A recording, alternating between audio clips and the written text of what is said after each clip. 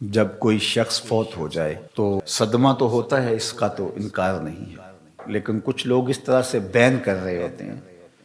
اس طرح سے چیخ و پکار کر رہے ہوتے ہیں کہ ان کی زبان پر ناشکری کے کلمات کیا کفریہ کلمات ہوتے ہیں۔ جوان میت ہو گئی تو خاتون بین کر رہی ہے، ربا تینوں ترس نہ آیا، ربا اس کے چھوٹے چھوٹے بچے تھے تجھے رحم نہ آیا، تو کیا خدا بے رحم ہے؟ آقا کریم علیہ السلام نے ارشاد فرمایا، ذرا سنیے، لیس منا من لطم الخدود وشق الجیوب ودعا بدعوی الجاہلیہ، یا لیس منا من ضرب الخدود وشق الجیوب ودعا بدعوی الجاہلیہ، مختلف کلمات سے یہ حدیث ہے۔ جس نے منہ پر تماچے مارے، گریبان پھاڑا اور جاہلوں جیسی باتیں کی، فرمایا ہمارے ساتھ اس کا کوئی تعلق نہیں ہے۔ صدمہ تو ہوتا ہے، لیکن صدمے میں یوں بے قابو ہو جانا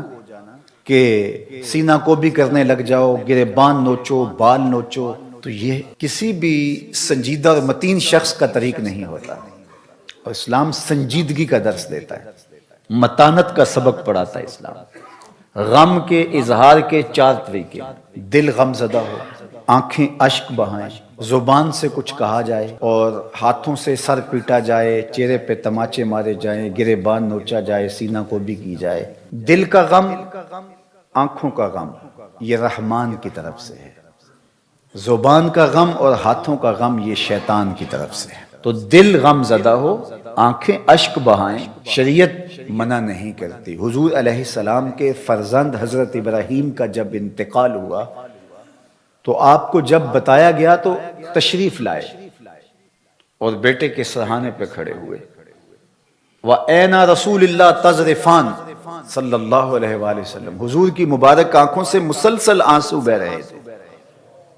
اور آقا کریم علیہ السلام نے ارشاد فرمایا، ابراہیم دل غم زدہ ہے، آنکھیں رو رہی ہیں،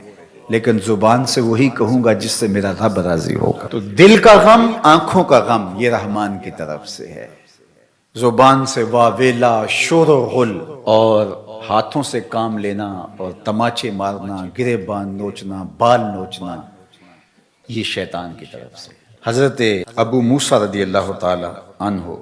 جب بیمار ہوئے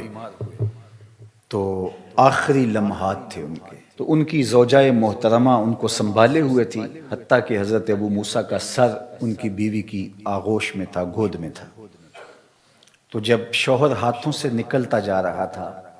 اور نبض کمزور پڑنے لگی، تو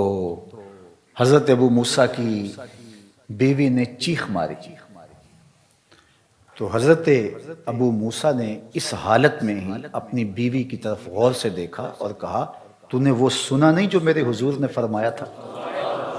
تو وہ فوراً خاموش ہو گئے، اور بالکل ان کی وہ کیفیت جو تھی وہ سنبھل گئی۔ تو ہمارے دین نے ہمیں تلقین کی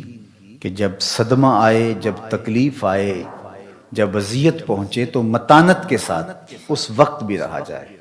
دل غم زدہ ہو، اس پہ اختیار نہیں ہے، آنکھیں اشک بہائیں، اس پہ اختیار نہیں ہے، لیکن زبان واویلا کرے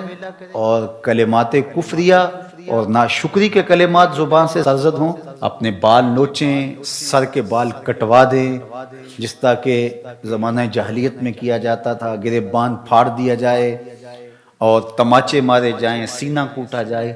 تو یہ ہمارا دین ہمیں اس سے منع کرتا ہے، اس سے روکتا ہے، اور ایسا کرنے والوں کے لیے اتنی سخت وعید فرمائی کہ وہ ہمارے سے ہے ہی نہیں، اس کا ہمارے سے تعلق ہی نہیں۔ ظفر اسے آدمی نہ جانیے،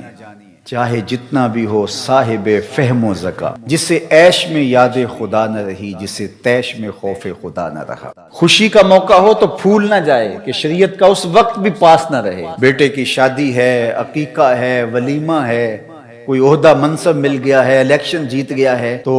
شریعت کا پاس ہی نہیں ہے، جو کچھ ہو رہا ہے، جی بیٹا خوشی کا موقع ہے، مسرتوں کا ہجوم ہے، جو مرضی کرے، اور دوسری جانب غم آئے تو زبان سے ناشکری کے کلمات